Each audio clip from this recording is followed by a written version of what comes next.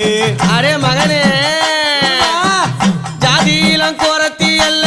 ஆதியிலும் குறத்தி அல்ல ஜாதியிலும் குறத்தி அல்ல ஆதியிலும் குறத்தி அல்ல ஆதியில குறத்தியானனே என் தலைவிதியால் பாதியில குறத்தியானனே நான் பாதியில குறத்தியானனே என் தலைவிதியால் பாதியில குறத்தியானனே துர்வாச மாமுனிவர் கொடுத்த சாபம் இதனால துர்வாசர் மாமுனிவர் கொடுத்த சாபம் இதனால மாய குறத்தியான